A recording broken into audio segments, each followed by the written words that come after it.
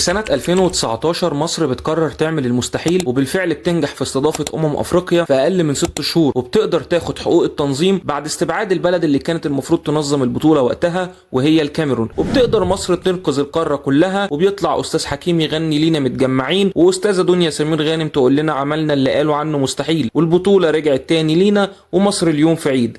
بس للأسف مش مصر اللي بتتصدر المشهد، وكل اللي حصل بيترمي في أقرب سلة زبالة عشان يتصدر المشهد حد تاني خالص، والتمجيد يتحول لشماتة وقيل وقال، وكل الاحترام اللي كان لمصر بيتحول لإدانة لواحد من لاعبتها. بيتصدر لاعب خط الوسط المشهد عمرو وردة، بيطلع للساحة وللإعلام وللجمهور في واحدة من أسوأ النسخ اللي قدمها المنتخب المصري على أرضه ووسط جمهوره. في البداية لو انت لسه جديد معانا اعمل لايك واشترك في القناة عشان تقدر تشوف الحلقات الجاية، وبرجع شوف الحلقات اللي قبل كده عشان تعرف احنا ليه ما عندناش محترفين في مصر، ونقدر نكمل السلسلة دي، وازاي المواهب عندنا بتدمر نفسها. وطبعا ما تنساش تدعي لاخواتنا في غزة والسودان واي انسان بيعاني على وجه الارض. يلا بينا نبدأ.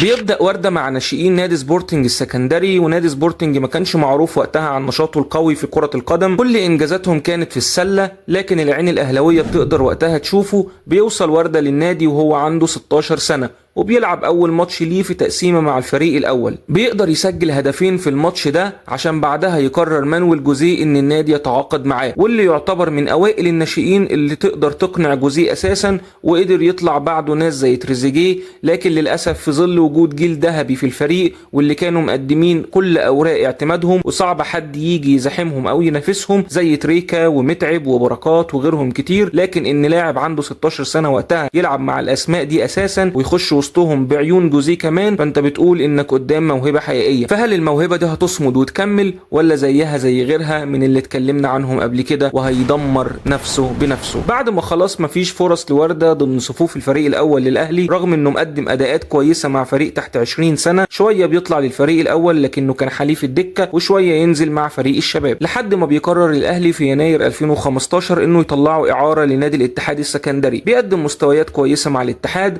الامر اللي بيخلي الاهلي يرفض تمديد الاعاره ويرجع تاني بسرعه لصفوف النادي. يبدا اللاعب يجيله عروض احتراف خارجيه. في الاول الاهلي كان عايز انها تكون اعاره لمده سنه واحده، الا ان ورده والنادي اليوناني، وبالفعل بيطلع ورده لرحله الاحتراف. بيطير ورده على اليونان وبيطلع على نادي بنيتو ليكوس اليوناني لمده 3 سنين، بيسجل وبيصنع وبيقدر يعمل معاهم 16 مساهمه في 45 ماتش، وبكده يقدر ورده يقدم نفسه بشكل كويس في الدوري اليوناني. عشان بعد سنه ونص، واللي تعتبر دي اطول فتره احترافيه لورده في رحله احترافه، بيطلع بعدها على فريق باوك، واللي يعتبر هو من التوب 3 في الدوري اليوناني، فريق ليه قاعده شعبيه كبيره ومتمرس في البطولات المحليه من دوري وكاس. بعد الرجوع مباشره من افريقيا في الجابون 2017، ومحدش ينسى ضربه الجزاء الاخيره قصاد بوركينا اللي صعدتنا للنهائي وقتها، بعد اول نسخه لينا وغياب 3 نسخ متتاليه في 2012 و2013 و2015. بنرجع في نسخه 2017 للبطوله وبنوصل للنهائي كمان. عشان كده ضربه الجزاء دي كانت مميزه وليها ذكرى خاصه.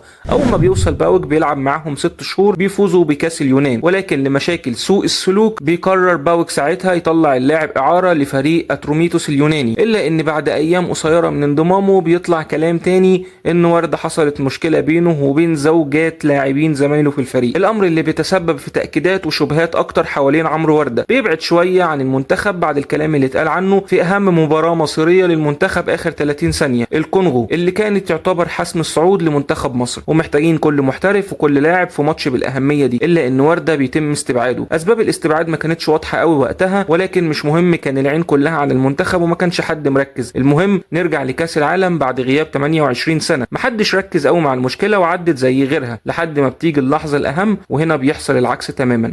افريقيا 2019 زي ما قلنا البطولة كانت في مصر، وكان في ضوء وتحدي كبير جدا على تنظيم البطولة، وبالفعل بلدنا بتقدر تحقق شيء أشبه بالمستحيل في أقل من 6 شهور. والمنتخب اللي لسه من سنتين كان في النهائي، والسنة اللي فاتت كان في كاس العالم لأول مرة من سنين طويلة. أي نعم خرجنا 0 فوز، وحتى ماتش السعودية ما طلعش مضمون ولا حاجة، على أرضنا ووسط جمهورنا. بتبدأ البطولة وأول ماتش قدام زيمبابوي، أداء باهت للمنتخب، بيقدر يكسب 1-0 بالعافية. بيبدأ الجمهور يتشحن والبداية مش مطمئنة، عشان وقبل الماتش التاني للمنتخب قصاد الكونغو الديمقراطيه، بيتفاجئ الجميع بنت مكسيكيه بتنشر محادثات بينها وما بين عمرو ورده، واللي تعتبر محادثات خاصه فيها فيديوهات اتقال في وقتها مع بدايه الازمه انها مفبركه، ولكن بيطلع بعدها يعتذر باعتراف ضمني بالواقعه، الامر اللي بيفتح ابواب قديمه على ورده، من اول واقعه اثيرت في افريقيا للشباب في 2013 مع كابتن ربيع ياسين، اتهام اللاعب بالتعدي على بنت فرنسيه في فندق المعسكر، واللي وقتها برضو اللاعب بيرجع من معسكر المنتخب في تونس للقاهره تاني، وكان قبل واقعه البنت المكسيكيه دي بيومين بالظبط مشكله تانيه مع موديل عايشه في دبي، وغيره وغيره، فاكتر من واقعه اخلاقيه وانضباطيه في مسيره اللاعب، ما احبش ان اتكلم عنها بشكل مفصل